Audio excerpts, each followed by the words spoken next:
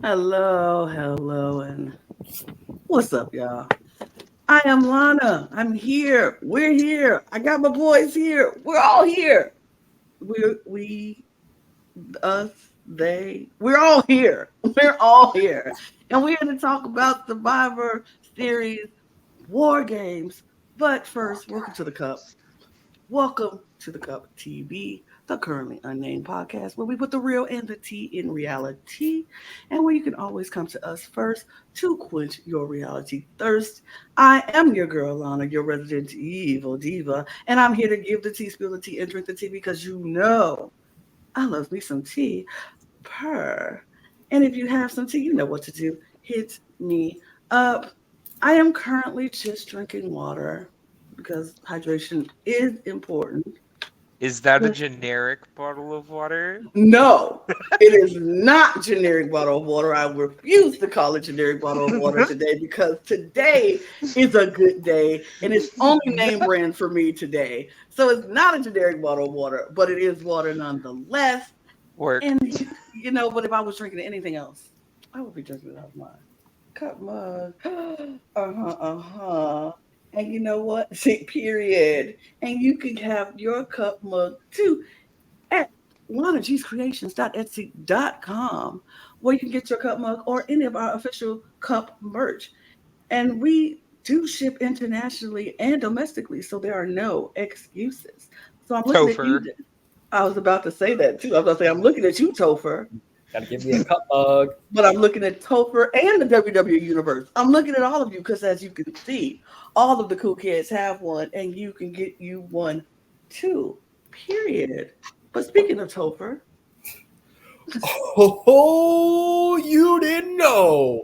Then your arse better call somebody. It is the T to the O to the humpback to the H to the in the house.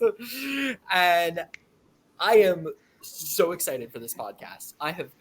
There has been one scene that I have watched at least 200 times in the last 48 hours since in the time that we're recording and the time that Survivor Series has aired. So I am just ready to get right into it. It is a phenomenal time in wrestling. I have changed all of my opinions about anything and everything. We've gone 180. I am in it. I am all in on CM Punk, and let's effing go. period. I'm also drinking a big bottle of water. Well. Here I am. It's Wes. We're talking some wrestling. And some things happened that we'll get to that I'm pretty happy about. And so we'll get to that pretty soon. But I'm just looking at you, WWE Universe, and saying, told you so. Wes, are you wearing your Spiff jacket? I am. Big jealous. Talking Hi, about everybody. branding, Spiff Space. Yeah, shout outs to Spiff. Hi, Yep. everybody. It's Brooke, the Brooke Hogan of the Cup. And I'm a real life Funko Pop because my head is huge. I'm also drinking water. I'm drinking it out of my Scarowinds mug today. Although I do have my cup mug present because, of course, I do. Because I have one. Mhm. And I'm so excited to talk about Company Man Punk coming back at Survivor Series. And I'm also excited to talk about the biggest return in the history of pro wrestling, our truth. Period. So, it was a great night, honestly, and I'm really excited to talk about it. So here we go.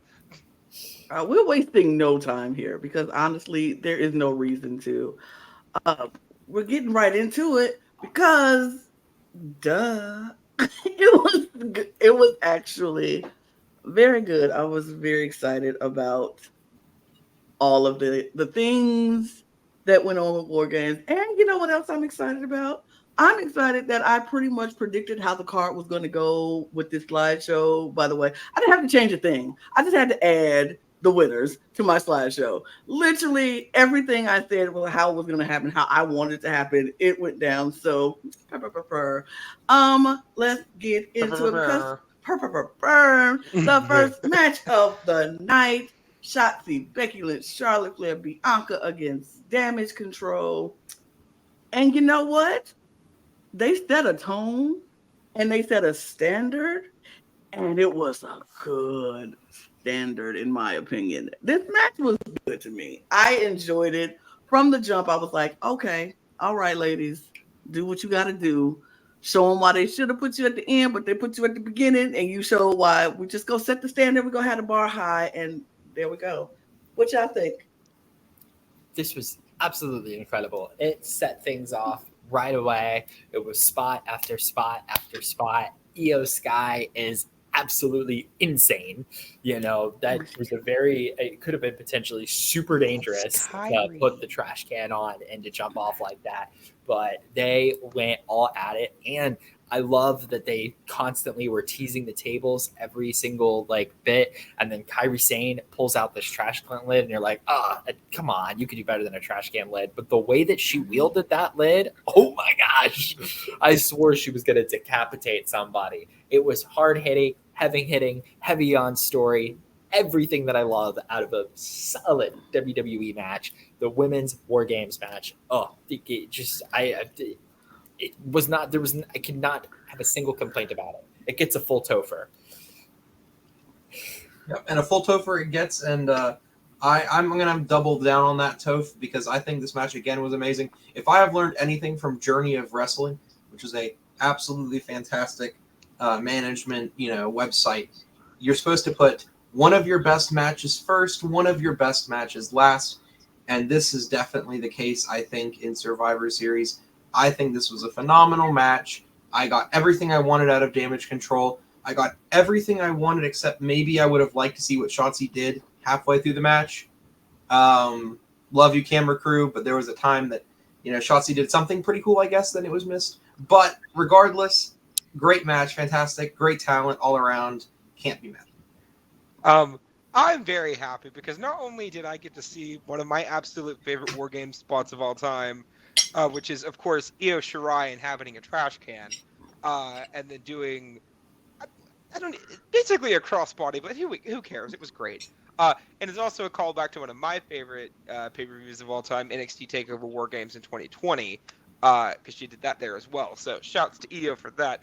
Secondly, thank the Lord they let Shotzi work in this match, because this is the Shotzi I have been telling you all exists for the better part of a year. She got to do some incredible stuff in this match. Her slice right out of the corner was great. Some really cool stuff. Love getting to see her hit the ball pit on Bayley in that ending sequence with all of them getting to hit their finishers. I'm happy she didn't get left out. And quite honestly, I think if I was going to say, these are the MVPs for both teams, for me, it would be Io and Shotzi on this night. I think they both really shined here. I do think the wrong team won, personally, but that's just my booking. And if I was but based off of the segment we got online after the fact, with Bayley eating some ruffles, asking where her teammates were, right?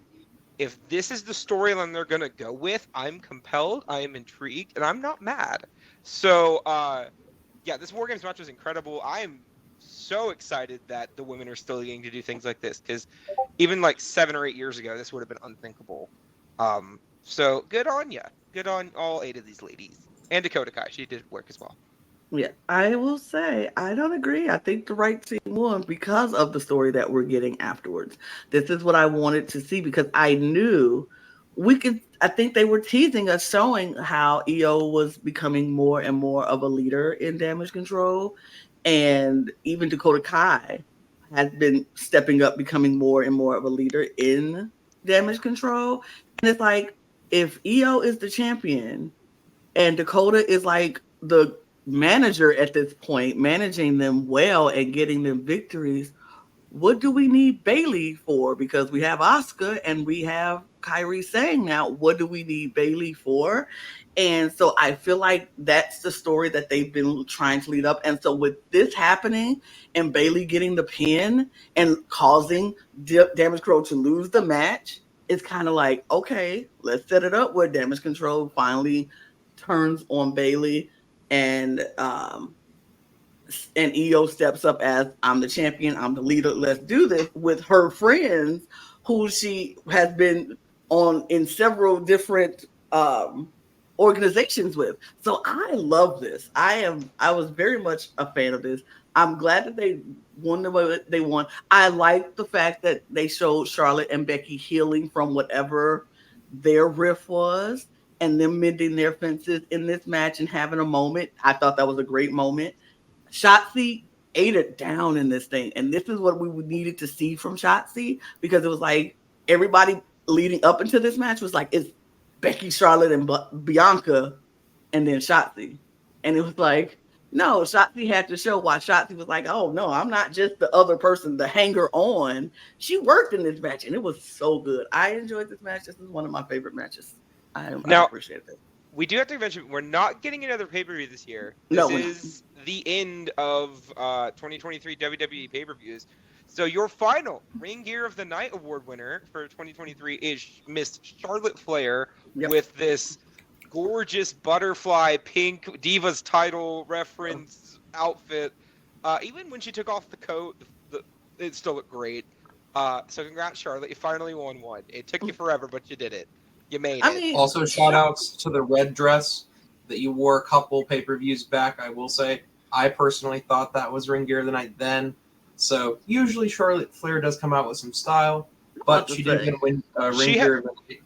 She has truly been the bridesmaid of Ring Gear of the Night like 4 times. I'm about to say Charlotte has some really good gear, and I'm like, it's been up there. It's definitely in the top 10 of best ring gears of this year, I think, for sure. Brings the styling when it comes to Flair. Most certainly. And you know what, though? We got to talk about one more thing, all right? Because Charlotte's ring gear was great. The match was great. But, Lana, you brought up, where does Bayley fit in this picture now in Damage Control?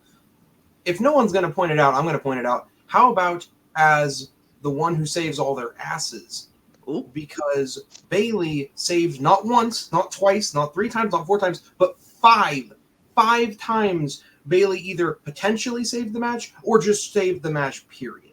Yep. So, you know, when Bayley goes and maybe feels some type of way, I would imagine, on SmackDown and on Raw and wherever, I think she's entitled to it.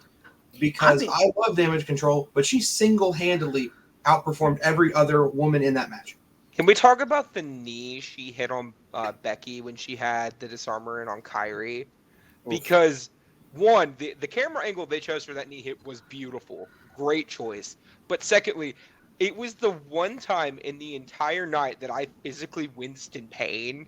Because, like, that knee looked snug. I know she didn't actually, like, hit her in the jaw. But it looked like she might have for a second. And for, like, this much, I was like, ooh, okay. Yeah, I agree with you. I think Bayley, it should feel some type of way if EO and the rest of them, I will say, snubs her. And I think that'll be a great story to go off of, because it's like, I am the one saving you. I'm putting my body on the line. You all are ungrateful, blah, blah. And you know what would make it even better? What if they do have Damage Control just totally disregard Bayley, kick her out the group or whatever, and then they start falling apart and they realize how much Bayley actually did for Damage Control, and then the story goes, now they want her back, and she's like, absolutely not, I don't need you, because she's going on. I would love that. I would just love all of that. But I agree. I think also, I love the long-term storytelling that is taking place, that we're not, if this was 3 or 4 years ago, these 4 women would just all pretend like they get along and they've been best friends forever. No, we are acknowledging that wars have taken place here. We have to put our differences aside. We have differences. We're agreeing to do it for one night, and this theme continued. And I also think that Bayley getting kicked out of Damage Control, if she can still be the Bayley that we have come to love as a heel, but just take that energy and become, you know, a fan favorite with it, like she already is starting to become, I would love that. I don't want her to go back to being the hugger. I don't want her kissing babies. I don't want any of that. But also, there's some rumors out there that there was certain meeting between a horsewoman and Triple H that took place today. And as a friendly note, if you're curious, it was not Becky, Charlotte, or Bayley. If you were wondering which horsewoman we're referring to. So if Bailey needed an out, Mm, mm, mm, mm. it can Also- Tampa. Quick side note as well, I was really happy that Jessica Carr got to be one of the 2 referees inside War Games. Obviously, Charles Robinson, he's been in that company forever, obviously. But it's always nice to see both Jessica Carr and Daphne LaShawn get to Yes. do some work as refs on pay-per-view. Love to see it, but also love to see them getting to do things other than just be the door holder to War Games. You know, like I believe Carr was the person that called the winning pin in this match as well. So, love seeing our lady referees get to do their lady referee thing. Oh, Period. and Becky getting busted open. Oof. Like, Okay. Oof. I can't remember. Wes, do you remember what match it was? But somebody you asked if they were wearing lipstick, and then I told you their lip was busted open. Yeah, so it was not. It was Dragon Lee. Oh, okay. We'll talk about that then. Okay. Well, let's go on to the next match. Can we talk about the backstage segment first? Oh, Because sure. this is what happened. Okay, so they have this because Ruffles is the sponsor, we get shown them all night. Okay, it was all over the pre-show, all over the card, all this fun stuff, right? So you have Alpha Academy, sans Chad Gable for whatever reason. Chelsea Green and Piper Niven are backstage. They're watching the show and they're just eating some Ruffles. Pretty Deadly show up. They start arguing with Otis about if they're chips or if they're crisps because Pretty Deadly are British. That's funny. And it felt like it was going to be this dumb can sponsor segment that we get every pay-per-view. They have this big sponsor. They always give them time. Then the bowl of chips gets flung to the wall. Pretty Deadly start to go pick up the chips, and we get the return of R-Truth, which is always a win. Uh, oh, and I love it. Go ahead, Topher. Go ahead. I always love seeing R-Truth make any appearance, anytime, anywhere, doing anything, because that man is pure entertainment. It doesn't matter what he's doing. He's always going to make me laugh. He's always going to make me shake my head at something. I'm so excited to see him back. I'm happy that he not only gets acknowledgement in this segment, but Triple H even acknowledges him at the press conference, and he was like, the biggest return of the night. I know you all want to talk about it, so let's talk about it. R-Truth is back, and I nearly passed out in the chat. I was like, you're stupid. You're stupid, because we're not even 20 minutes into what just happened at the end of the night, but you're stupid. But I loved it. I love R-Truth. Ron Killings can always come back and just do stupid stuff, and I'm here for it every time. Man also has more title reigns than anybody else in the history of the company. Now, granted, most of those reigns are with the 24/7 title, but he still has that record, okay? So keep that in mind. You also got Tozawa doing I believe they have termed it the Ruffle Shuffle for the evening, which is always funny. I'm so happy this was not a stupid 5-minute time waster for the sponsor, because we got R-Truth back, and I'm happy. Also, Mans is 51. He does not look 51. 1. But 2, it made me realize how old I am, because he debuted back with the company. He returned to the company in 2008. I feel old. Really, Brooke?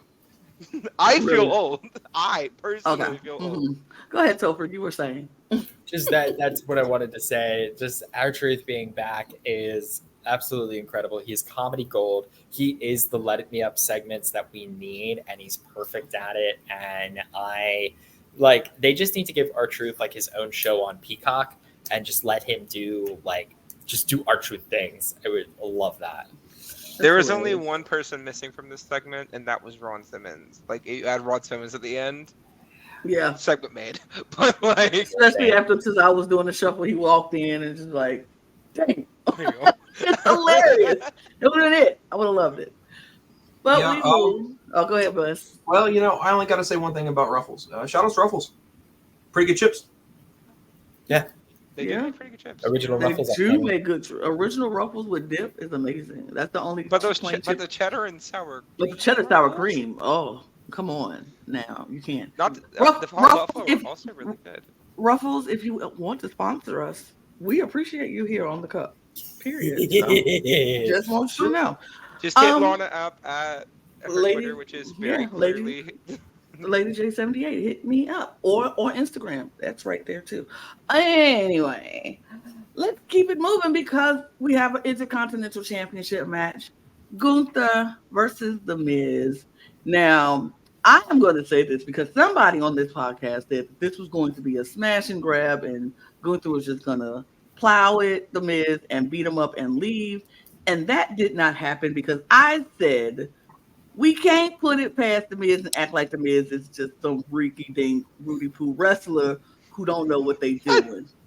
And I think The Miz put on a really good show with Gunther, and it wasn't a smash and grab. It was actually a good match, and I enjoyed this match. I didn't think I would be so seated for this match, but I was seated because I knew these are two good competitors who know what they're doing in the ring, and they know how to wrestle smart.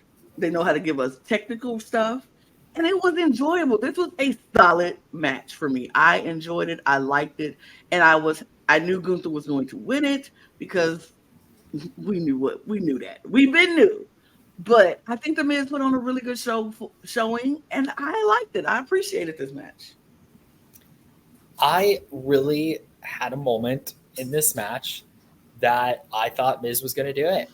I truly, when he hit the double low blow and hit this skull crushing finale, I was like, oh, that's it. I think The Miz has got it. But then he didn't. But it's like, again, The Miz is so good at what he does, and he can be a face with heel tactics like we talked about, and he pulled that off well. And he gave Gunther a fight. And I think that it was really good to see Gunther thrown off his game because Gunther has been nothing but dominant. So to have like that, like, oh, wow, okay, somebody might be able to do me dirty because nobody's came at Gunther dirty. Everybody that's fought Gunther has been like a white meat baby face. So they've all been like, honorable. So no, Gunther better watch your balls, man. So yeah. Never thought I'd do that. This was a really, really good match. I give it a TOPH. Oh. Yep. It kind of reminded me of watching an early MJF match, which, of course, early MJF matches just reminded me of watching a Prime Miz match. And so that's how I knew I was watching the Prime Miz again. The Miz who's actually trying to wrestle, the Miz who's actually trying to win, the Miz who's given something a little bit more than an NFL star. Super happy, super enjoyed the match. I too thought for just a moment, which, even if it was just a flash in the pan, it was a beautiful moment that got to be created. Maybe I feel like the match could have been just that much better if the Miz would have held on like 3 seconds longer before the tap. But that's so small. But I at least wanted to see maybe some endurance from the Miz. But he's the Miz. He's not going to sit there and take a punishment. That's not what he cares about. I also have to do one quick shout out before I'm done talking about Gunther's great reign. He slaughters everybody, and that is there was someone who was watching Survivor Series with us, and it was not Brooke. So no, this is not some shade, but this is some shade because they said that watching Gunther is boring, and they're high. They're high. They're like, all he does is wrestle. All he needs to do is wrestle. If you are a wrestling fan, you like Gunther. If you don't like Gunther, you don't like wrestling. Go watch something else. Yeah, and I'll call you out, Ashton Huffman. Regardless, but on brand here. This is on the lower end of Gunther's title defenses, but it was still really good. Okay. I don't like your tone. What? I don't like your tone. I don't like your tone at all. Listen, hear me out. That is a Hear me hot out. take. That is the coldest take I have possibly thrown on this podcast. Okay? Absolutely not. Gunther has had banger title defenses with Drew McIntyre, Sheamus, and Sheamus, Mustafa Ali, Chad Gable, Ricochet. I could go on. Okay, I'm not saying this match was anything less than an 8 out of 10, which it was. Okay, I don't think it was perfection. Perfection would have given them another 10 minutes to tell a bigger story. What I'm saying is, compared to like every other match I just mentioned, with the possible exception of the Ali match we got at the beginning of the year, I think they weren't as good because they weren't given the same amount of time. This match was only about 12, 13 minutes, I think, give or take. And like Gunther Sheamus was 20, Gunther McIntyre was 20. The triple threat at Mania was, I think, at least 15, but also triple threats are always more chaotic anyway. Like, I enjoyed the match, and you get to ask Wes. I had a really good time watching it. I just didn't. I wish it had more time. I wish they would have taken like 5 minutes here or there, because they could have done that. They could have condensed the pay-per-view a smidge, made it like shaved off a minute off of everything else and give it to this. I think that would have made it feel more important and more impactful, and not just a stopgap title defense, which is kind of what it ended up leaving me feel like. As much as I enjoyed it and as much as I really liked The Miz, I don't see The Miz getting a rematch because, let's face it, he cheated and lost clean. Like, Gunther didn't do anything illegal, beat him clean.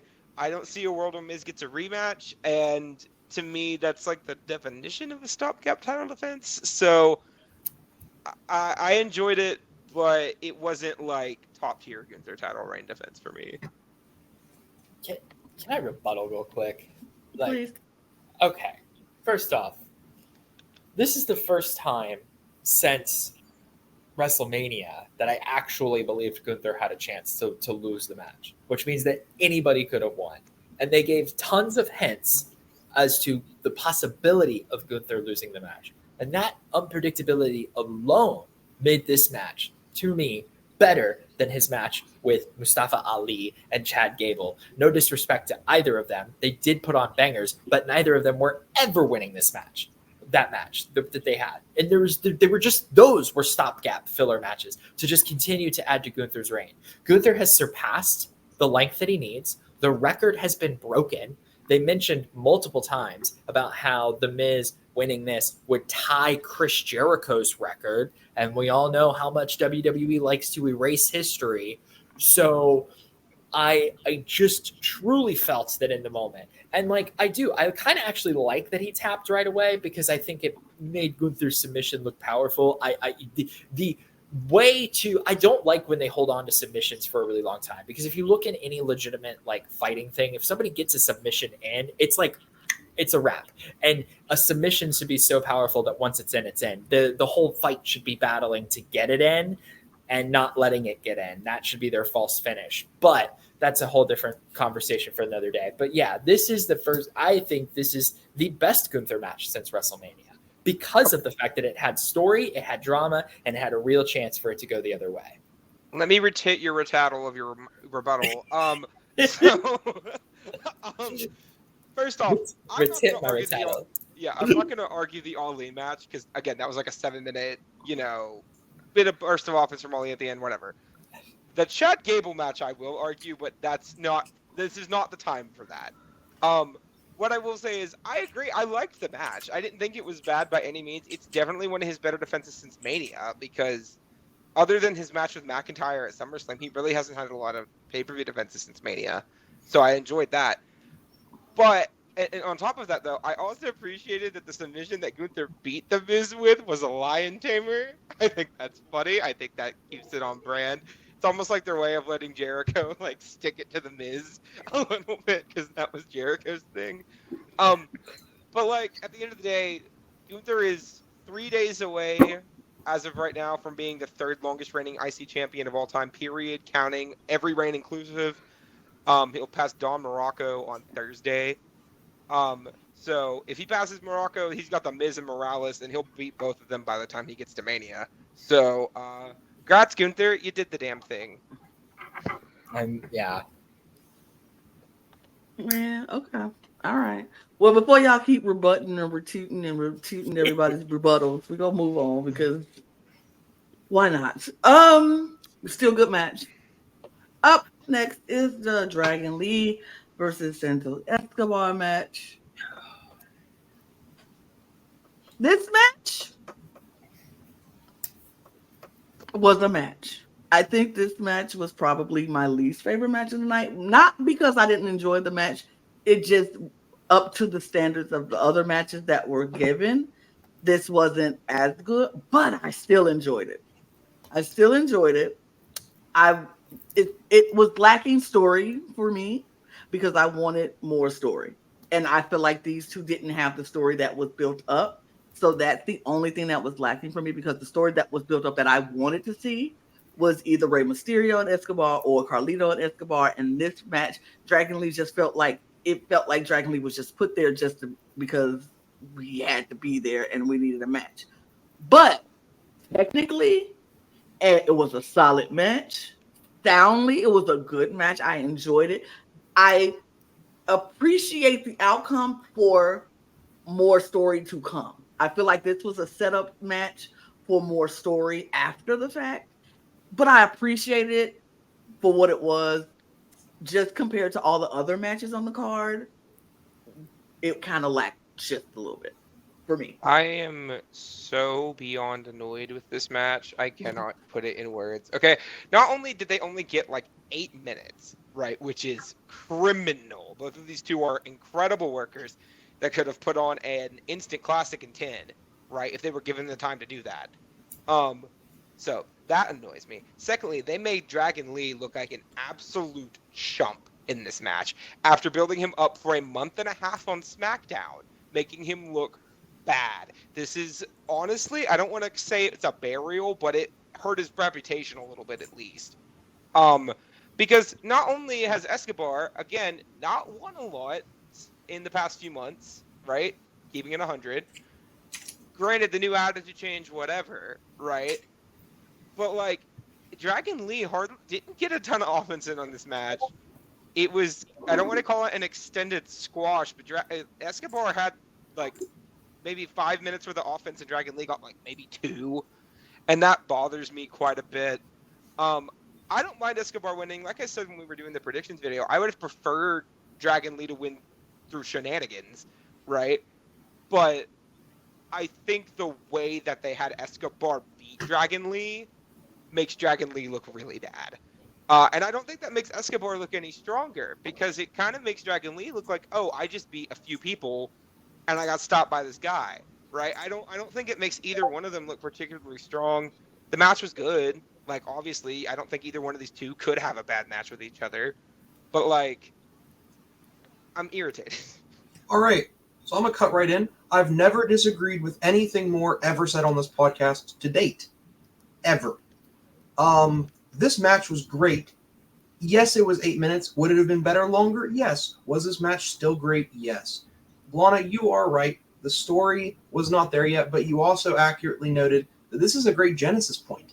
This is a wonderful place to start something, and Dragon Lee has shown that he is going to, in some way, defend the LWO. So in Rey's absence, in Carlito's absence, we might see Dragon Lee take a position in a leadership role in the LWO and put him in like a faction pseudo-leader sort of area, which might be good for him.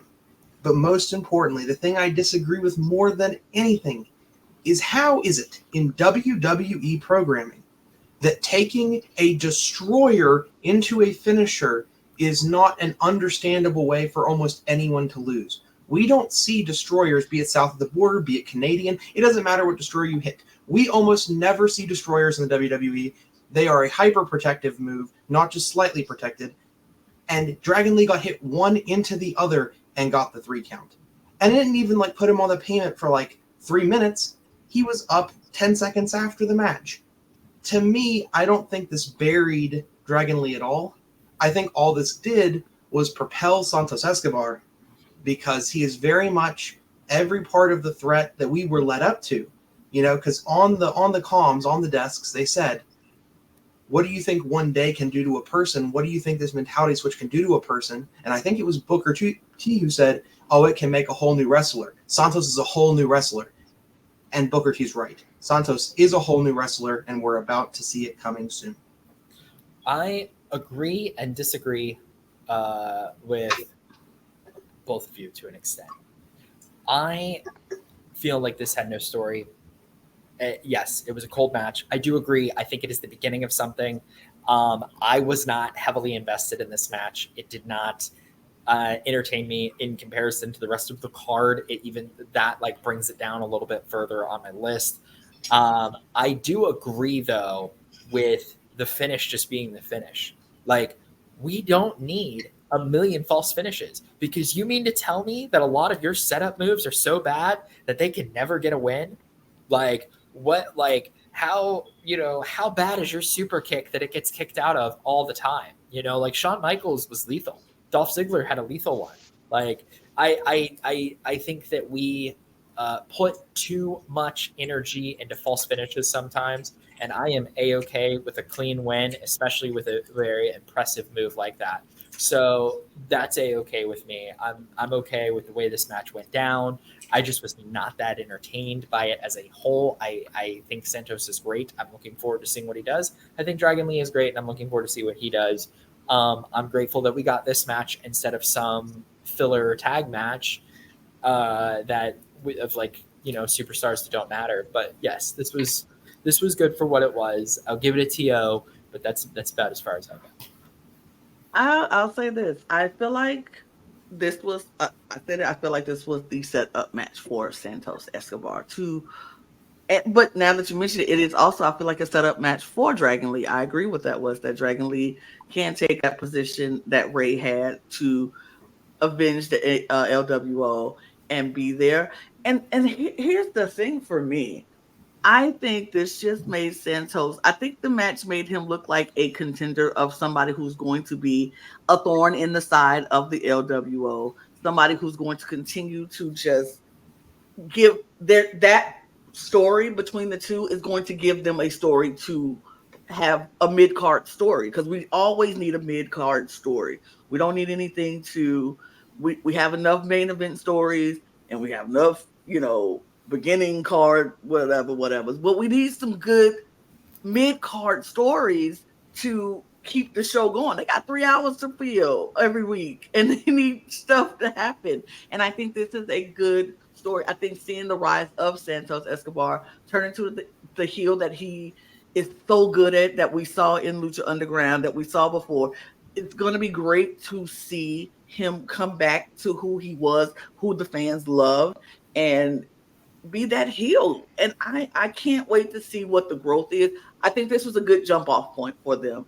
And so I'm not mad at it. I wasn't mad at the match. I thought the match was solid. Could have used more time? Sure. But I think it was solid enough to give them that jump off. And the fact that they got to do it at a War Games in front of so many people, where all the eyes was on this show, because everybody was anticipating the return of people to come back. And so all these eyes was on this show, and they got to see how good Escobar and Dragon Lee could put on a good solid wrestling match. So I think this was good for them. I can't wait to see what happens.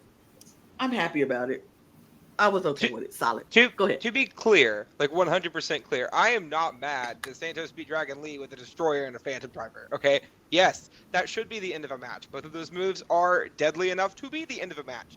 Not my argument. What I'm arguing is the way this match was built and portrayed, and the way Dragon Lee has been built up over the past month and a half on SmackDown. It was a pretty lame way to try to build up both of these people, and at the end of the day, it may have been successful for you all, but for me, it feels like you kind of sacrificed a new star to build up a new star and didn't really end up succeeding with either of them. At most, it was a C+ for Santos for me, personally. But maybe Dragon Lee got built up so that way Santos had a credible victory. And that's kind of lame. Like, to me, I mean, but no, we've got to have supporting cast. Not everybody can be a main character. And both of them are still new into this thing, and they're still trying to build up their thing. I don't think this did anything to discredit Dragon Lee for who he is, and I don't think it did anything to I think it built both of them up, actually, to me. I felt like Dragon Lee came out looking like somebody who is a contender, somebody who can fight and give us good, solid match. I thought they both walked away looking really good to me. I thought they did. That's just me personally. But I understand what you're saying, Brooke. I understand. Yeah. I love your perspective, Brooke. I appreciate that you view wrestling in like a different light, and that's what we have to have these sort of if we all just agreed all the time, this podcast this would be a boring podcast. Well, to me, it's kind of like, you build up this guy for however long, and then you put him on pay-per-view in his first pay-per-view match, and then you have him lose clean in 7 minutes. Like, that feels off, weird, icky. Like, I'm not saying everybody needs to win their debut on pay-per-view, but, like, it would be nice to have had the match be a little bit more competitive. Or, hell, have Santos cheat. Why not? Because then you're getting him as crafty and you protect Dragon Lee. Like, there were opportunities here to have this outcome and make people feel better about it and protect both of these guys. And I don't think they did that. Okay. And that's why I'm irritated. And we'll see Friday. More We'll see will Friday be what there. happens. But up next, we did have the women's championship match: Rhea Ripley versus Zoe Stark. And we all knew what was going to happen. We called it. This wasn't a surprise. Nobody said anything different. We all knew Rhea was going to pull this off. But I will say this: Zoe Stark did exactly what I said she was going to do, and she did exactly what she needed to do. She showed that she is not just going to let Rhea Ripley come in there, smash her, and then dip up out of there with no. It was several times in this match where I thought Zoe Stark actually had this match, and I was like, "Oh, are they? They're not gonna do that, are they?" But they didn't, by the way. But it was a good, solid match, and I thought Zoe Stark. We've said it here on this podcast before, and I'll say it again. You don't have to win to win. Yep. Zoe Stark didn't need to win this match to win. All she needed to do was show the WWE Universe, and I think the higher ups in the back, that she can compete with Rhea Ripley, put on a show, make it solid, make it believable, and I bought into it. For a second, like I said, I believe she could have pulled it out. So she did her job, and so well done to Zoe Stark. I hope they don't just let her fall by the wayside like they do a lot of the women in the locker room, just because we've given you a shot now. Go back to the back of the line and we don't hear from you again, because she has potential to do great things. I just hope they utilize who she is. But she did a great job. Rhea Ripley did a good job. The match was good. It was solid. I enjoyed it. Solid match, solid outmaneuvering by Zoe Stark. I think that was what was important too, was like Zoe Stark is smaller, but Zoe Stark is craftier, right? Zoe Stark was able to reverse the Riptide, which was an incredible feat in and of itself. Like, Zoe Stark held her own against Rhea Ripley. Rhea Ripley is still looking strong and incredible, and is a phenomenal women's world champion. Just world champion. I don't even need to qualify it with women's, because she's probably one of the best world champions that we've seen in a hot minute. And I love Rhea Ripley so much, and Zoe Stark did such a great match. This was good. This was really good. I give it a TOPH. Yep. I got to give it something close to that. I got to say three things. Number one, thank goodness Paul Levesque long-term storytelling, because if we wouldn't have had Rhea up to this point, we've always complained, well, the storylines aren't there, the length isn't there. She doesn't feel like a dominant champion because she's never on television.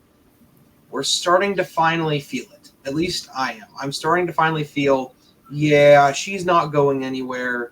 This championship is ironclad.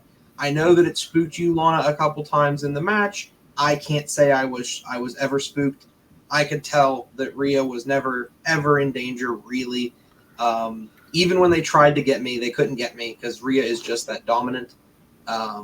And to her credit, she just seems that dominant. Number two, I got to say, kudos to Zoe Stark. Still an extremely good fight and a performance. Extremely good wrestling all around. But three, I don't know about you all, I feel like something with Zoe Stark is missing. And she has everything but something. And I cannot say that I am knowledgeable enough to know what that is. But I feel like there's one piece of Zoe Stark that if we could get, and I can't tell you exactly what it is, she would really cement herself as a premium candidate for future main events, future women's matches on PLEs. But I need something, and maybe it's a good promo work, maybe it's an angle, maybe it's a character, just something that I would like to see that right now is missing. Those are my three thoughts. I agree with that. A couple of things. One, I would agree that Zoe Stark was missing something until this match. I think the thing that was missing for me from Zoe Stark was the connection to the fans. Because I don't know anybody who would say that Zoe Stark isn't talented. I don't know anybody who wouldn't say that Zoe Stark has a certain natural charisma to her that is really interesting. But I don't really know anybody who would have looked around and said, "Oh yeah, Zoe Stark, she's like my favorite women's wrestler in WWE right now." I feel like after this match, I could see someone saying that. Now, granted, no one will ever top Liv Morgan in my heart, but I get where people could be coming from, and I could definitely see the argument being made because I think the big thing that we had been missing from her was not really having a defined character, you know?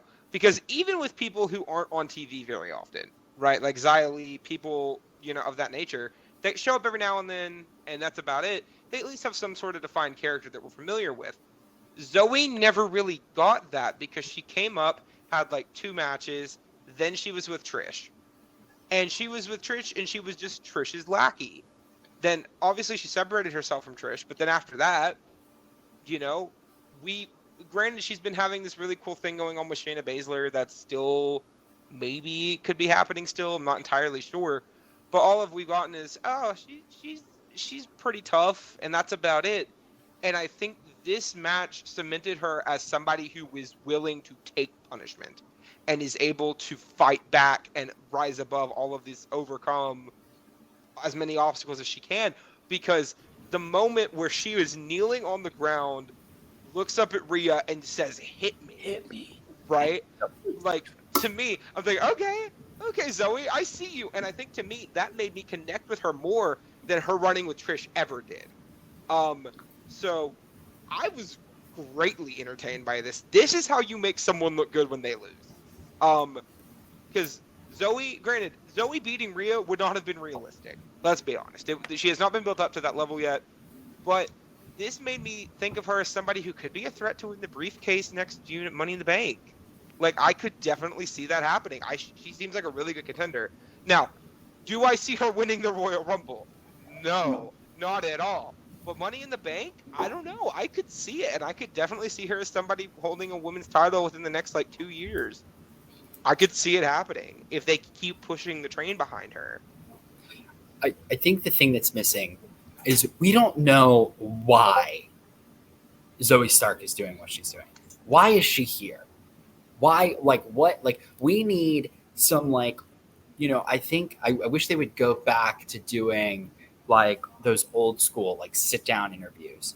Give Zoe Stark an interview with Michael Cole or with Corey Graves, for that matter. Kevin Patrick. I don't know about that. But yeah, have her have a sit down and explain why was she so defiant? Why was she ready for Rhea to hit her? Why can she?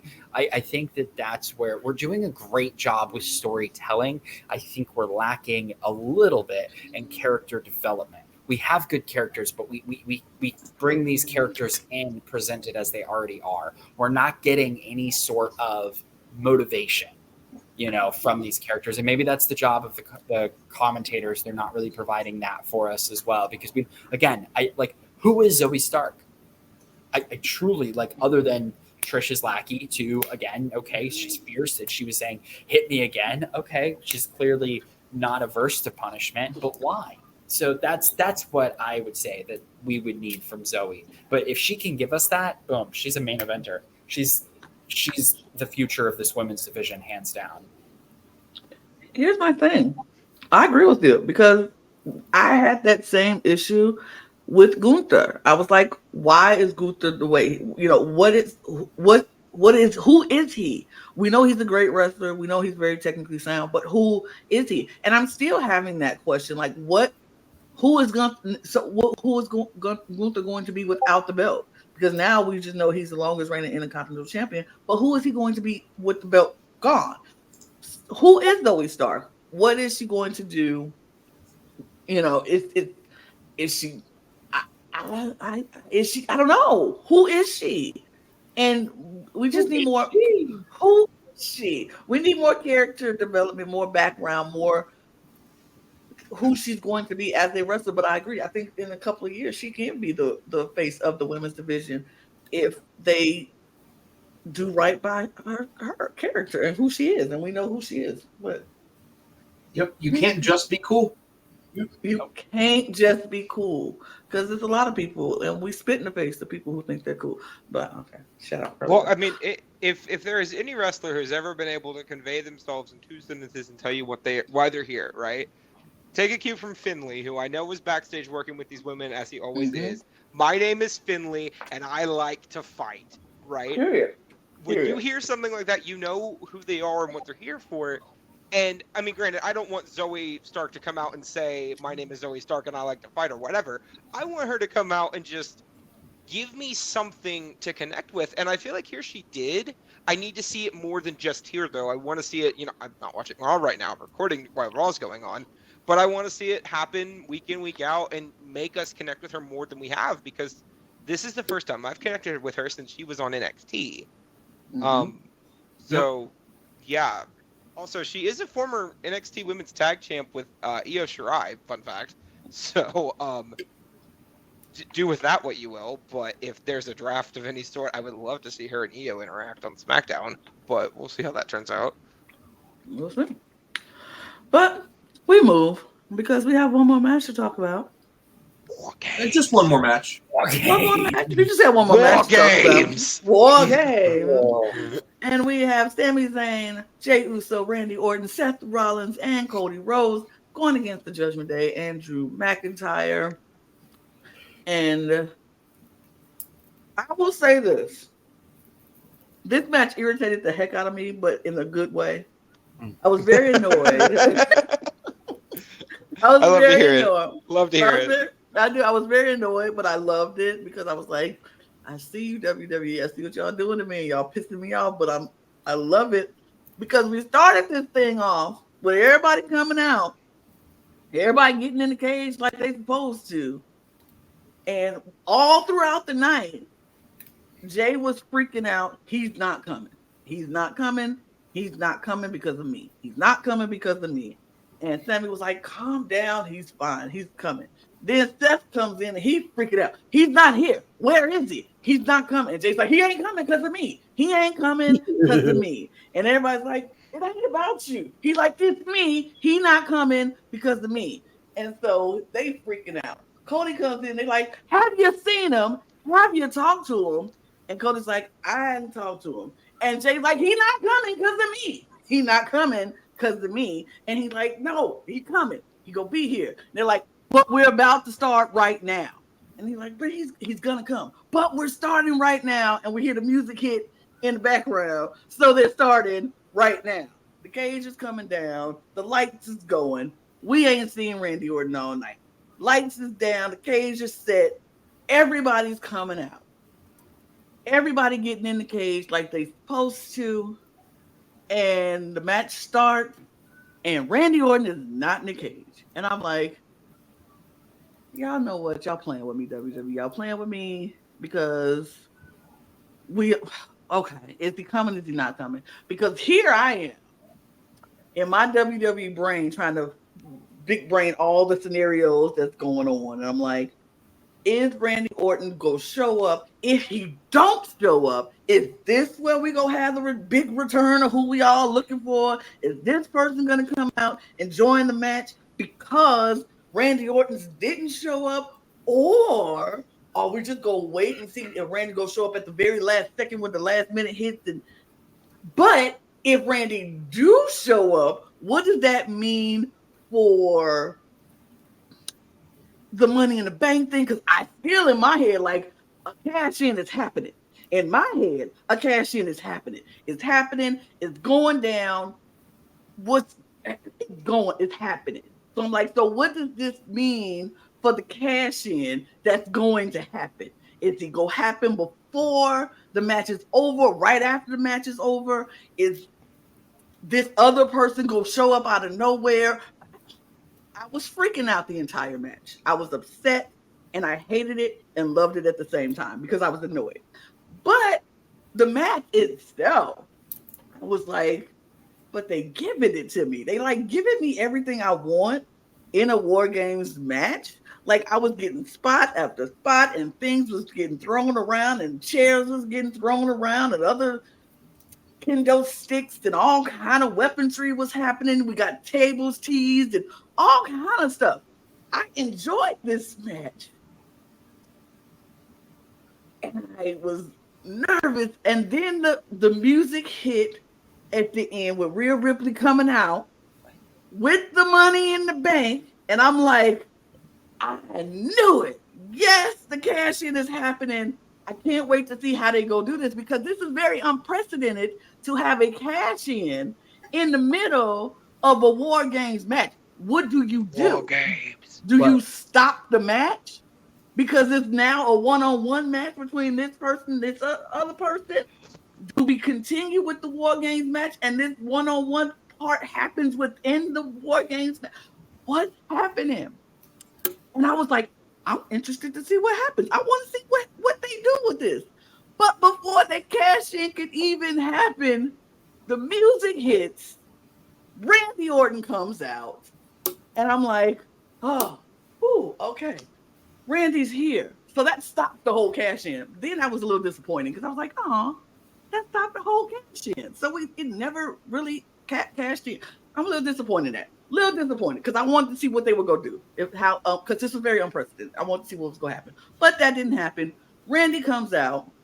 Now, I'm going to say this because I, on this podcast, just a couple of days ago, was worried. And I said, I wonder how Randy Orton is going to be in the ring. Is he going to have ring rust in the ring?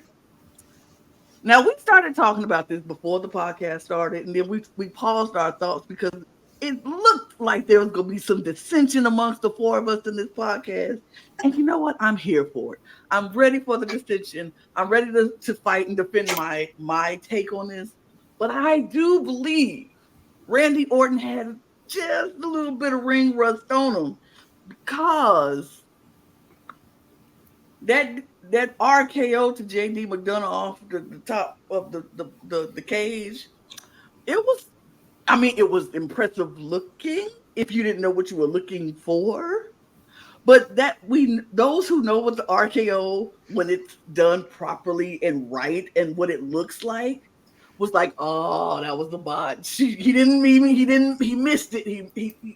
Because you have to time that perfectly for it to look right. And it just was a little bit off. And Randy didn't take a bump or anything throughout this entire match. It was like he was just giving punches and giving flips, but he didn't take a hit. So I'm like, yeah, they still trying to protect Randy, which I'm okay with. I'm fine with. I didn't want him to come out and, just dive right in and hurt himself or not look like the Randy Orton that we all have grown to love, because he still got to keep his reputation intact. And I'm okay with that. I'm fine with that. It was still a little ring rust for me, still a little, but I think they handled it well. I still enjoyed this match. It was probably my favorite match of the night. To answer your question, Lana, about the cash in, technically, War Games, the match does not start until everybody is in the ring. You're right. So I fully thought that a cash in was possible where Damian cashes in on Seth, and then we get the fifth member and War Games begins. I was on the same page with you. I thought War Games has not technically started yet. This cash in can happen right here. What's it going to be? What happens if he cashes in, but then somebody else steals the pen? I don't even know if that's possible. It's just all super fun, and it didn't happen. God, this was such a phenomenal match. I loved the everybody doing the Randy DDT at the same time. I felt like the story was good. Again, tying to what I said earlier, we didn't forget history, right? Like Cody and Seth had to yes, we're working together tonight. It's for tonight. You had the tension between Jay and Randy. You had it mentioned earlier that Jay and Sammy were in War Games together last year. We're acknowledging the past, and I love that so much. And for Cody to get his moment, and to be there in his father's match, winning War Games, is so beautiful. It's like, this is why Cody came back to WWE, because Cody knows that the real money, the real star power, the real everything is here in WWE, and he's the face.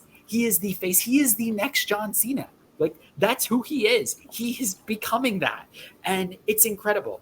And he wouldn't have been there anywhere else. And I also thought, with the way that they were teasing up Orton, as soon as it was Orton that was coming out, when they were like, is he going to be here? Is he going to be here? Is he going to be here? I thought they were going to be like, he's like, don't worry, I called somebody else. No, Orton came out, and that's when all of my hope for that other thing to possibly happen depleted a lot. I hadn't lost hope just yet, but it shrank a lot. So we'll get into that. And then about the RKO, I don't know if it was ring rust or if Randy Orton had to make a judgment call. I think he wasn't far enough back to be able to fully hit the RKO, because I think he was going for like a Evan Airborne RKO, something similar to that, and it just didn't quite land. But it's still, it worked good, and in all the replays that they're showing of it, they're doing some little editing magic to make it look even better. But yeah, this is. I don't know if this was better than last year's Men's War Games, because last year's Men's War Games story was so beautiful, and I was super invested in that, and I was so committed, and that was peak Bloodline and the Bloodline, storyline. And so this is sort of at the beginning of something new. This is like the rebuilding era, or us really taking off with the superstars we have now. So I'm just going to give it a TOPHE. I thought the women's match overall, if I were to watch the match in a vacuum, was better. But this was still a really good match, and I was highly entertained. And Dirty Dom delivered. This is this time, Dirty Dom bars. For me, I was irritated. But unlike Lana, I was not okay with it. Because for me, okay, Monday Night Raw, you dropped the Randy Orton bomb. Okay? Awesome. Great. Cool. Here for it.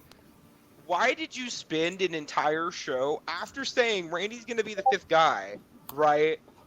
Pretending like he may or may not show up. We know that if you say this person is going to be here, unless there is extreme life circumstances or illness, right? They show up. Okay? We knew he was going to come out. There was no doubt in my mind Randy Orton was going to show up. The only way that wouldn't have happened is if he would have got attacked backstage by Judgment Day before the match.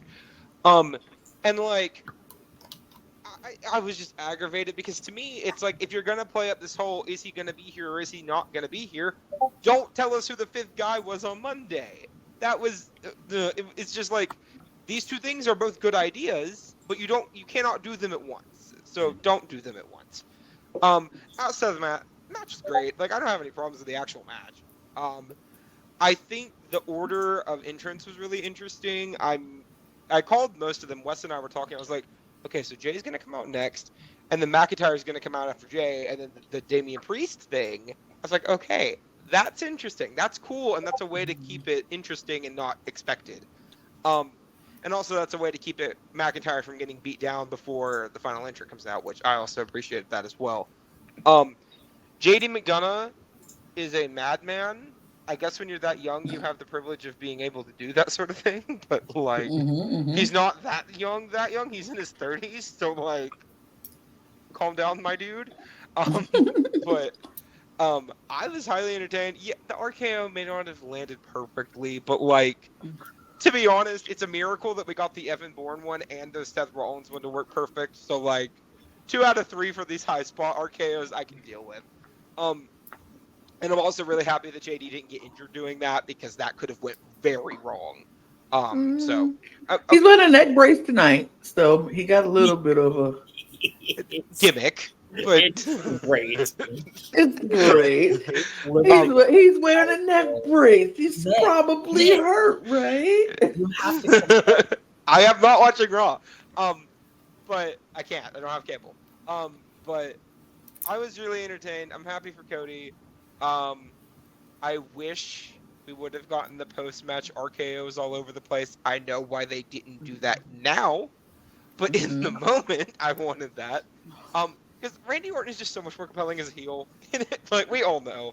But yeah, like, I was entertained. I think the women's match was stronger on the whole. But I think they're both really great. Yep. Women's match was definitely better as a whole. I don't think that detracts anything. But I do got to point out that if we look at this ensemble cast, SmackDown has been driving the events and the story of WWE for a while. Guys, this was a Raw main event. Mm-hmm. If you look at everything, Judgment Day, you look at the Cody, Seth, Jay, we're looking like Monday Night Rollins. We're looking at the face of Raw. We're looking at main event Jey Uso, Sammy. This was really cool to see. I'm a bigger invested into Raw because I love the Judgment Day and I love Cody Rhodes. So for me to get to watch Raw be the main event was really cool. And I know, Lana, you said it's the ring rust for me. I say I have to disagree because I think holding Randy Orton to the standard of, this unbelievable RKO that only could be done by Randy Orton. Being not perfect means that he's ring rusty is ridiculous. Mm-mm. I think no other wrestler could do what Randy Orton does, or almost no other wrestler. So his slams were on point. Every other part of the match was on point. His DDTs are on point. And, Lana, you did say he didn't take any punishment. But I'll point out, no one after Randy Orton came in took any punishment. Period. The moment Randy Orton entered that ring, if you watch back, it was an absolute disaster for the Judgment Day the moment he walked in the ring. And so to me, I don't know if that's going to be too much to like Randy. Are they protecting him too much? I think it shows Randy's dominance, right? I think it showed him being the apex predator correctly. And so to me, I think that was big. Toph, I completely agree with you about Cody Rhodes and his father's success and all of that. Of course, big fan of Cody Rhodes. And it just shows you how over Cody Rhodes is. People were wondering after WrestleMania, I was people, but other people were people. Will everyone else, not me, will everyone else lose faith in Cody Rhodes? And now that his story didn't end that day, it doesn't matter if he takes a picture with a puppy, everyone cares. Like, whatever Cody Rhodes does, it's a Cody Rhodes War Games, which is different than a regular War Game. It's pretty crazy. So I'm glad to see that Cody is over the way he is. So, I have to shout out Cody Rhodes. I loved seeing Randy Orton back. This match was pretty phenomenal. I think that this was probably the better War Games if you look at men's, women War Games collectively, but that's just because of how much I love this women's War Games. I think it was phenomenal. So shout outs to Survivor Series. I don't know if it's as good as WrestleMania was in total, but because Cody Rhodes won in this and lost in WrestleMania, you know what? I'm biased. So I'm like, man, this might be my favorite pay-per-view of the entire year. So, yep, this match happened. I thought it was solid. I think we all agree this was one of the good matches. One of the best matches tonight. I think the women's match was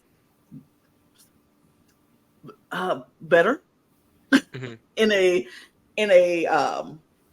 I guess wrestling standpoint, technique and all the kind of interesting and the bumps and stuff. But I think this match, for the story of it all, the excitement of it all, the anticipation of it all, it didn't let me down. Yep. Can I throw something at you all real quick before we move on? So during this match, okay, I was watching with a few people, namely the person directly above me in this little column of commentators here. And he said something that I did not agree with, and I'm curious if you two have the same viewpoint as West, okay? West said that Sami Zayn's Helova kick is a bad finisher. Now, I'm curious as to other people's opinion on this, because from my perspective, I really enjoy it. But I want to see if I'm the only one. So what do you two have to think about that? I mean, it's one hell of a kick. Like, you get kicked to the face by Sami Zayn while you're in the corner and like that boot just drives right through you. You're knocked freaking silly. It is one hell of a kick. So it is a phenomenal finisher. It's catchy. Like, getting kicked in the head is a solid finish. You normal people don't get kicked in the head and walk away from a situation. So, yes, it is a great finisher. It's a great setup. It gets the audience going. It has a little bit of tag afterwards. What else do you want this man to do? What can he do? Oh, For me, I am leaning along the side of West here. I don't think it's the greatest finish because I've seen people him hit that, and several people, not just regular anybody, just several people have gotten up from the haluva kick. It's taken him to haluva kicking people 3, 4 times sometimes to get him down. And I'm like, if this is your finisher, it needs to finish people, not finish them over and over and over again before you actually can finish them. If you hit somebody with a haluva kick one time and then they get up right after that, and then even the strongest of the strongest, okay, maybe that'll work on like Tozawa, one kick and he's done and he's out. Not saying Tozawa's a punk wrestler anyway, but I'm just saying smaller. But then you have somebody, and I'm not saying it has to be like Roman Reigns or Brock Lesnar or somebody, a big, huge person. It shouldn't take anybody 3 times to hit your finisher. I had a problem with Brock Lesnar can hit somebody with F5 one time and they're done. Even though sometimes he has to hit people 3-4 times and then it's done.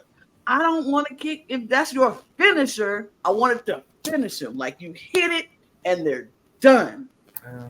So I kind of agree with Wes. I don't think it's the best finisher. Is it a Rudy Poo finisher? No, but it's not the best. And to defend myself, go ahead. Because there's been said enough. First of all, what I was talking about is at the last moment of this match, a bunch of people hit their finishers, culminating in an RKO. And when all those finishers were going off, there was one of them to me that felt a little slow, a little unimpactful, and almost looked like it missed entirely. And that was the haluva kick. And so for me, it's hard to forcibly always put your opponent in the corner. They never just duck it. They never just move out of the way. And there are 5 other kicks that I could probably name off the top of my head to me that are more impressive. The Trouble in Paradise is one, the Bro Kick, the Claymore, and I could go on. To me, what you need for having a crazy striking finisher is first, it needs to put people down, but 2, you have to have the muscle and body mass to sell it to me, and I don't think Sami Zayn does. Right. Gotcha. So that's what I do. To quickly respond, because I may or may not have thrown my friend into the bus without warning there. I don't hate it. I think it's definitely not the best move in his arsenal he could be using for a finish, and we discussed this on Saturday too, where I said, anybody remember him doing the Koji clutch back in the day? That thing's great. It's a really underused submission that looks crazy. I always thought he could do the Halova kick and then pull them into the Koji clutch, and it would look super cool, and almost use the Halova kick as like a setup move. But in the moment when you see, Crossroads and a curb stomp, and later in an RKO, and even the Jey Uso splash, which is literally just a top rope splash, it doesn't have the same impact as those moves, but I still think it works. So that's where I'm at with it. All I'm saying is a running knee to the turnbuckle is a combination finisher, and a running kick to the turnbuckle is a finisher? You know what? You got me sold, Wes. Let's get this man a better finisher. Petition to get Zayn a better finisher. Give him a Canadian destroyer. Maybe he can start. Just because he's Canadian does not mean he has to do a Canadian destroyer. Right. Maybe he can start doing the code breaker. We don't have anybody doing that right now. We need something else. It just needs. I feel like I think the haluva kick is a good setup for something else to go into the finisher.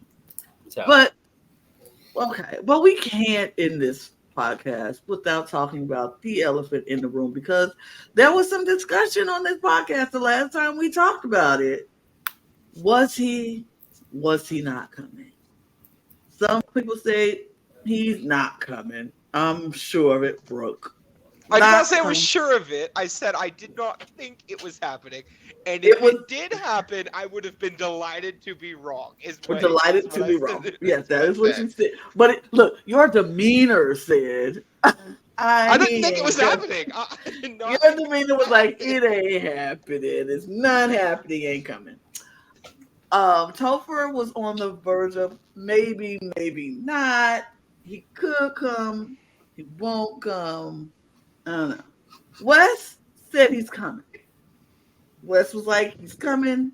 It's happening. I was on the bed of it's happening. It's coming.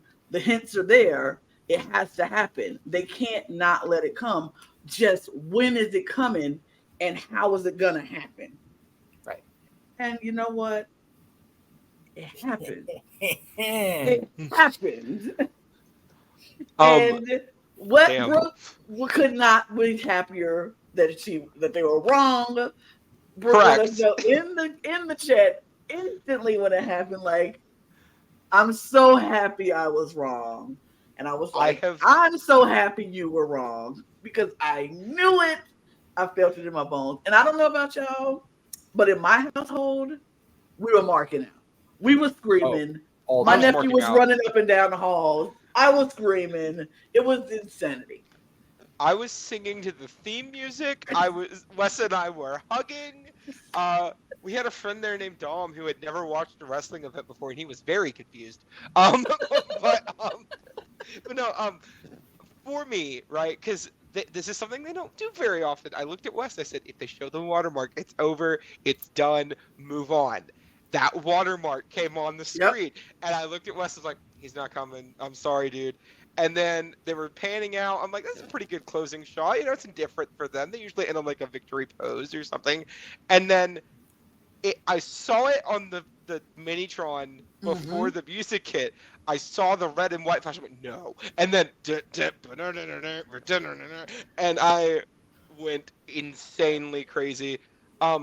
Peter Rosenberg on the freaking kickoff show called himself the best in the world. And I looked at Wes. I'm like, they are not. They can't do it so blatantly. Because, like, Nakamura using a GATS a few times, whatever. You know, at this point, a lot of people use something similar to it. But, damn, if they didn't get us good, because I think there were about 80% of wrestling fans who had resigned themselves to the fact that Punk was not coming back ever.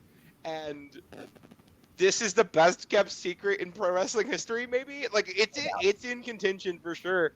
And according to Triple H, it happened very last minute. So, props on you, WWE. You got one. You did it. You made it. And I heard that nobody knew.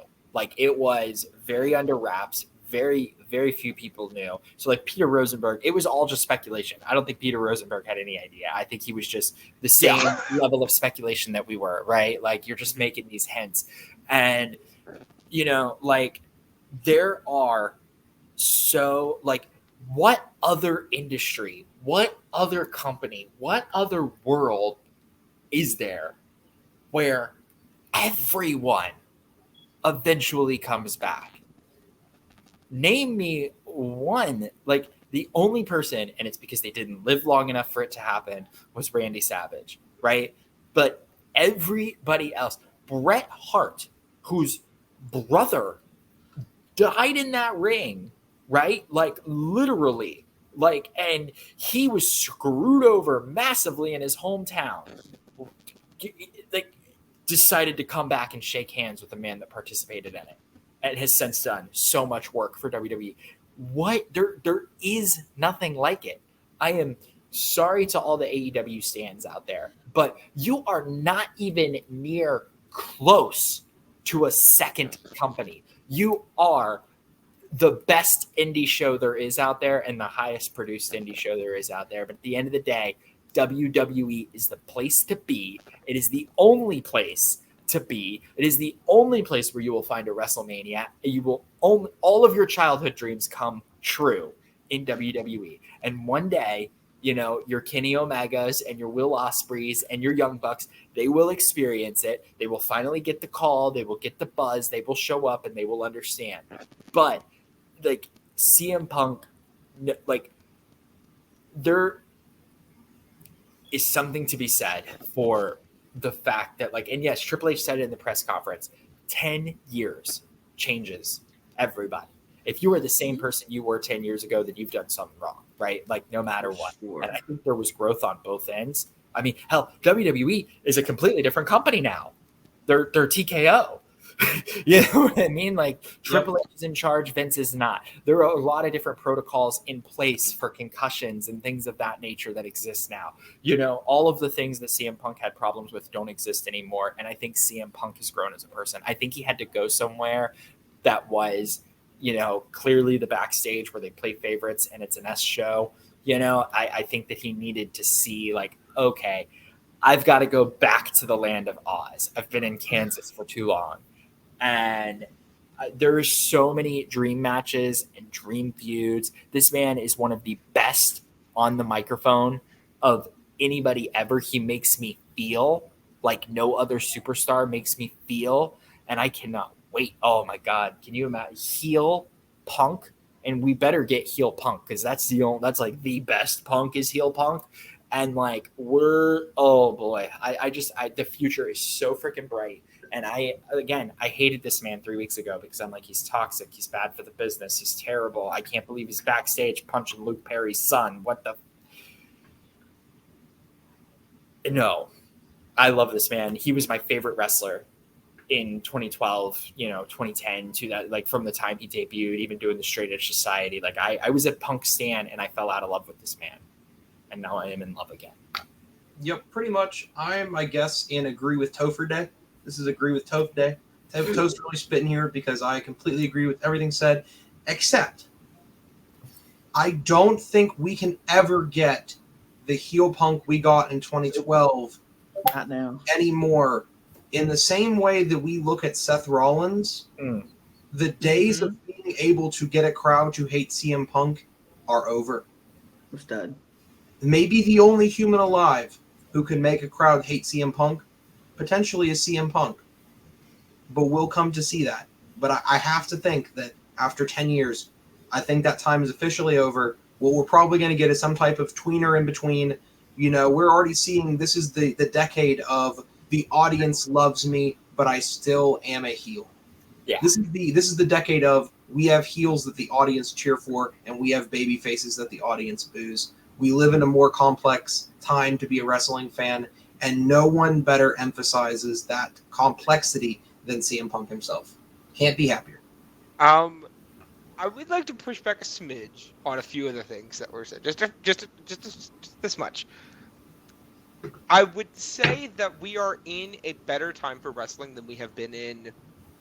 Honestly, this might be a hot take. I think this might be a better time for wrestling than the Attitude Era was. And I think part of that comes from the fact that there is legitimate competition and there is a legitimate alternative. You know, we do live in a capitalist society and competition begets better product. You know, that's just the way it is. When WWE had to stop trying after WCW died, look at what happened. They got stale. The Invasion storyline wasn't great. 2002 to 2005, we are all aware of the Triple H Reign of Terror. You know, like things like that. It just wasn't always a consistently good product in that time period. When TNA started stepping up back in the day, in like 2007, 2008, that's when WWE started caring again. Now, eventually, did they bury that company so far down into the ground that they're now like third at best in this country? Yes. But I am happy that there is an AEW to exist that allows WWE to feel like they need to put the pedal on the gas. Now, is AEW second place? Absolutely, they are second place. Is AEW, an indie spot fest half the time? Absolutely. Do they need to learn how to create compelling storylines? Most of the time, yeah. But they are still an alternative, and they are still something that is making WWE be better. So I'm not going to say that they're distant, dead last, whatever. They don't have the brand recognition. They don't have the experience and the history, but they are still there. And I think that's good that they are there. And a quick addendum there. AEW creating storylines that aren't carried on the back of MJF. They aren't carried on MJF's back, and they aren't carried on the back of Kenny Omega or Adam Page. They're going to have to figure out how to do that. Or learning how to book women. But beside the point. I'm happy that Punk is back. I'm really curious to see where this goes. And I definitely think we're going to be living in a different WWE than we lived in a week ago. Yep. I don't think it's going to be one of those things where we can just adjust to it immediately, right? Like Cody Rhodes coming back at WrestleMania a few years ago, right? As big of a deal as that was, he was the first person to jump ship the other way, right?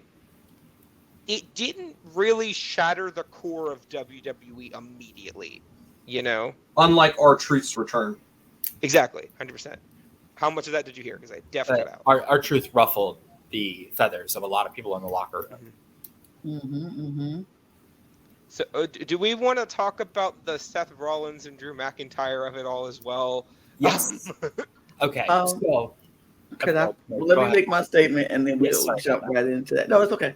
CM Punk to me is somebody who is going to come in and shake up some stuff that need to be shaken, because I feel like as good as WWE has been in these last few pay-per-views and even on Raws and SmackDowns, they've been good, and it's been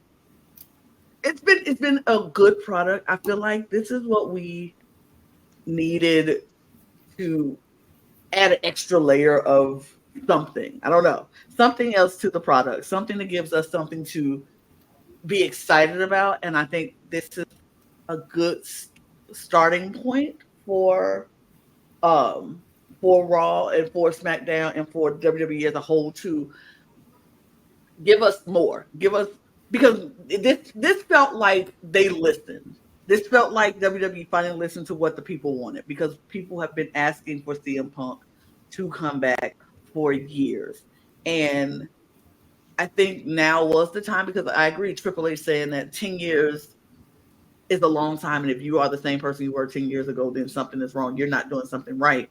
And the growth and maturity had to take place into CM Punk and into the WWE, as like Triple H, because they didn't have the best relationship, CM Punk and Triple H. And Triple H is now running WWE, and CM Punk has to come back and acknowledge that this man is now his boss. And they had history. So to be able to put all of that aside and set it aside, like, you know what, whatever we were beefing about, we got to set it aside. We're not beefing. We've grown. We've matured. They probably don't even remember the stuff that they was fighting about 10 years ago. Do you remember fights you had 10 years ago? Absolutely not. You just forget all that stuff because you've grown, you've matured, you realize whatever I was mad about you 10 years ago ain't even worth it right now. So, and like, it's just, I feel like this is a good point for WWE, for CM Punk. He came back at the right time. And I said something before we came on the air. I changed my mind, y'all, because I feel like we have to talk about it. I feel like we just have to. And at first I didn't think we needed to, but I kind of feel like we do kind of now. So we watched, CM Punk came back tonight on Raw. We recording this right now as Raw was going on at the time, and we ended up stopping to watch it. I said when we stopped it, I was like, "No, we're not gonna talk about it." But I'm like, we have to, because of what he said. The things that he said on Raw was kind of like, yeah, that kind of makes sense. Yeah, this is. They were raw. They were raw, and it was very intuitive, and it was like, you know what? It made sense. He literally said on Raw, he didn't come back to make friends. He came back to make money. Yep. And if that ain't a heel kind of statement to make, but in all of that, it was true, and the crowd ate it up.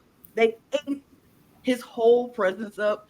I agree with what you said, was CM Punk can't be heel that people aren't going to like. Like, that's never happening for him anymore, because people wanted him back. I don't think even if he turns vegan, there's any hope for him. Absolutely not. He can bring back the hemp belt and all of that stuff, and folks be like, "All right, we're gonna be turning to be." He been straight edge his whole life. That's the whole thing. He can't do nothing else to make people like, I don't like CM Punk. Only person who can turn us against CM Punk is CM Punk, and that's if he come out and do some real stupid, like real life stupid stuff.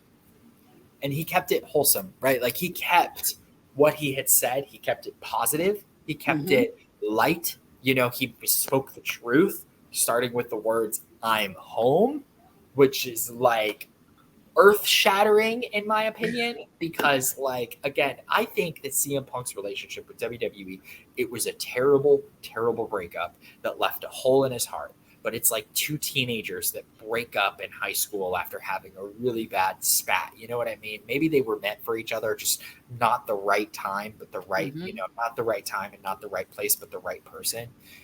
he tried dating AEW and it just was not filling that hole. And I think that's why he was having such a visceral reaction to everything going on in AEW, because it's everything he loves, but it's not what he loves, right? And it was also wrestling with no love for CM Punk. And there's never a room where CM Punk should have to walk into, and there is no love for the wrestler CM Punk in a wrestling ring. Right. It's ridiculous. And think about it. He said it.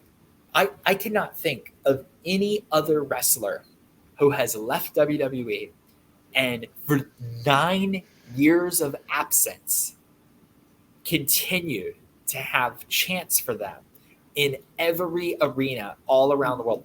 Every live event that I have gone to has had CM Punk chants.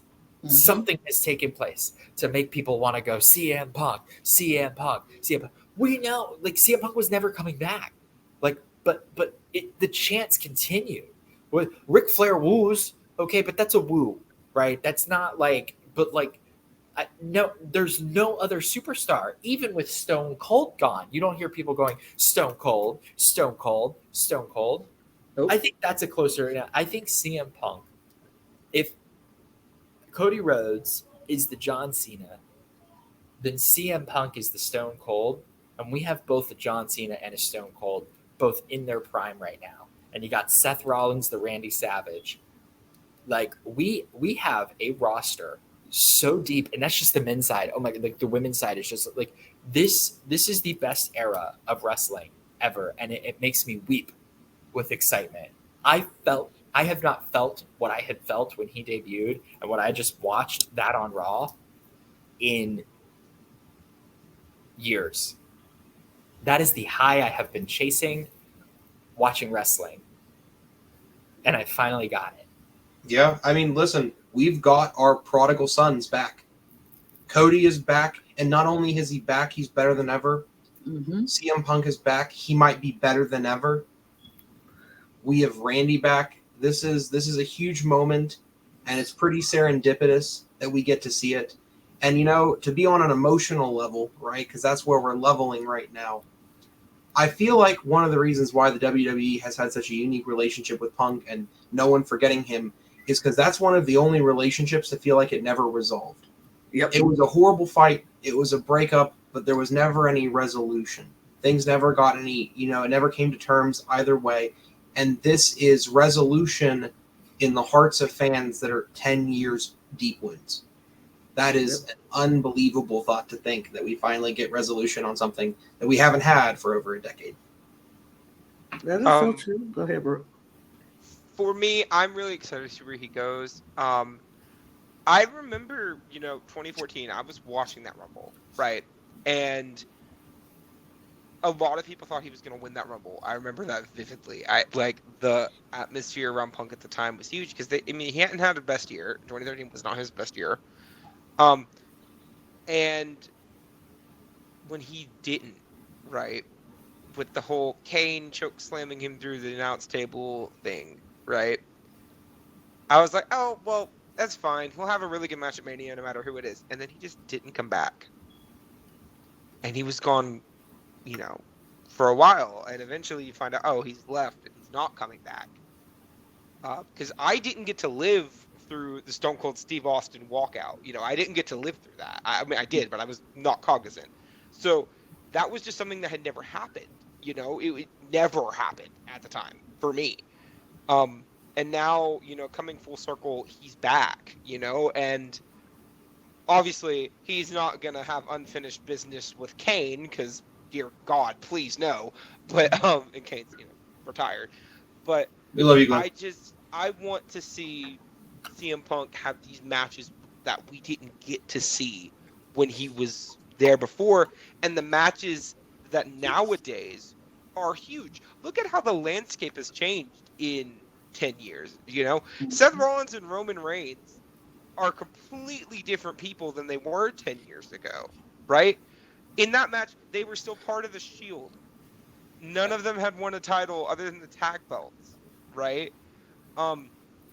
And we're existing in a world where actually, hold on, I have my timeline off, but regardless, You know, they were still on the come up. They didn't really get a chance to have that kind of match. And now, imagine CM Punk versus Seth Rollins at the Royal Rumble. Imagine CM Punk versus Roman Reigns in like a year, right? There are just so many matches that could happen that, granted, those could have happened and did happen when Punk was there the first time, but they just feel so much different. And also, we are finally in a situation to have a match I have dreamed of since 2008, which is CM Punk versus AJ Styles. Yep. Can you imagine, like, two people who were so fundamental to that early indie scene? They had so many good matches before Punk signed with WWE in the first place. Now we can have one final match to close that chapter, one final feud. Match with like Nakamura. They just passed each other. You know, Nakamura got signed in 2014, right after Punk left. So many things have changed in 2016. So many things have changed in that time period that Punk being back feels like a foundational shift to this company that if you would have told somebody 3 months ago that this was going to happen and it happened this soon, they would have thought you were crazy. So I hope Punk is not the first person to come back. Sasha, Naomi. But and I hope there are more that come down on the pipeline. Dolph, Evan Bourne. But there are so many people that could just come back now that again, this is a bigger time period, in my opinion, and something that's going to be more foundational than the Attitude Era. We are living in a wrestling boom, and it's so exciting, and it's so compelling, and dear God, I'm so happy to see him on this. And so well said. Yep. Good job. And it opens the door. This is now person number 3 that has come from, well, 4 if you count Brian Pillman Jr., but I don't really count that. This is person number 3 that has jumped ship backwards to WWE. I think that now Cody Jade Punk, baby. Yep. It's all open.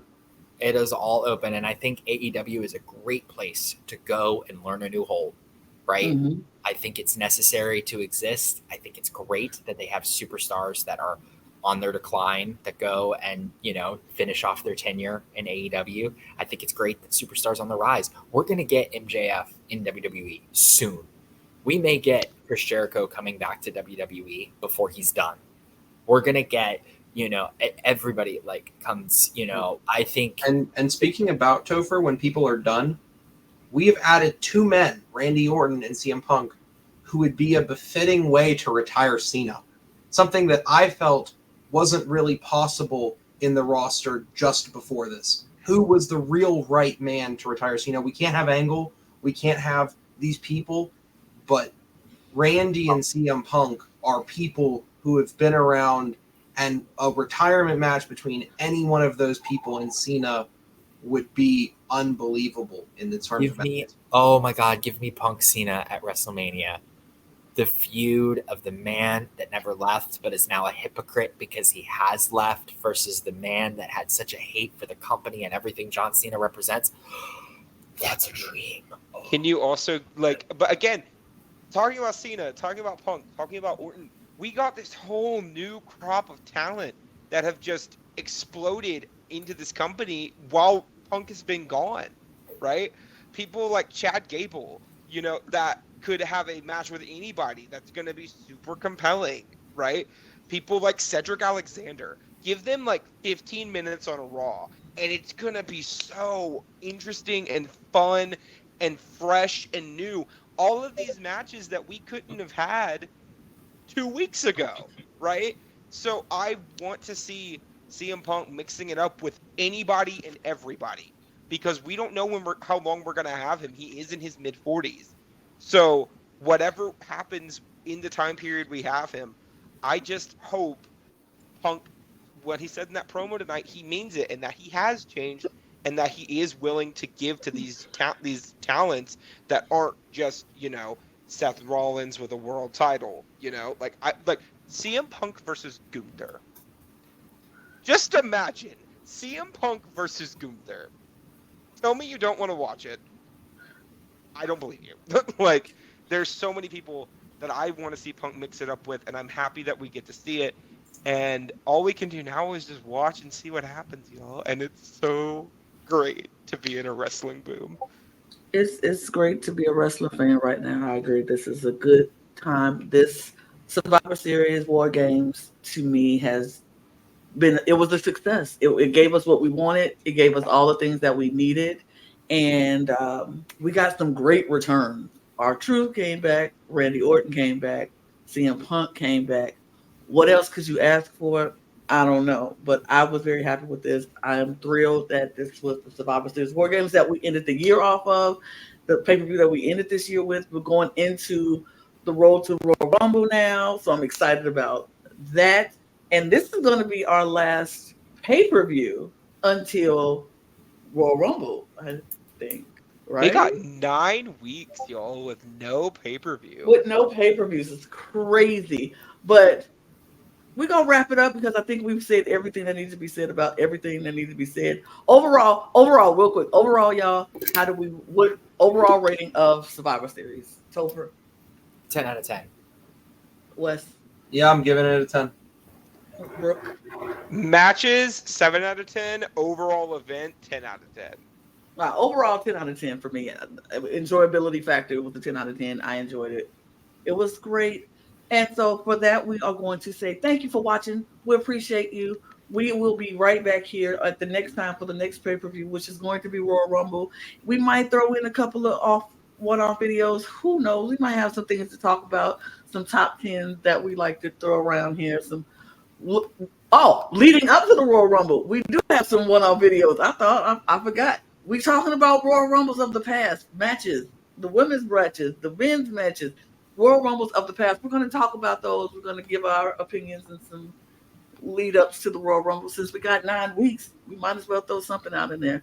But check us out. Hit that subscribe button. If you stuck with us this whole time, you know you like us and we like you. So we appreciate you. So hit the subscribe button, the follow button, leave comments, tell us what you thought about War Games. Get your cup merch, period, because why not? Cup merch is not limited to but the cup mug and other things at LanaG'sCreations.etsy.com. Follow all of our socials at The Cup Pod on Twitter, Instagram, and TikTok, because we have funny moments. We're going to put some wrestling TikToks and things on there. So, follow us. Follow on Instagram. That's me right there on Instagram. Subscribe to this channel, subscribe to our main channel, and we have a new channel. If you like Eurovision, subscribe to the Cup ESC channel. That's happening now because we're a whatever. We got a whole lot going on here, and we put content out almost every day. So check us out. And that's it. Thank you all so much. We appreciate you. And when I get to the outro thing, we'll see you all next time. Cheers, y'all. Cheers. Good night. Bye. Good night. Peace. Goodbye. Telling me is he's back.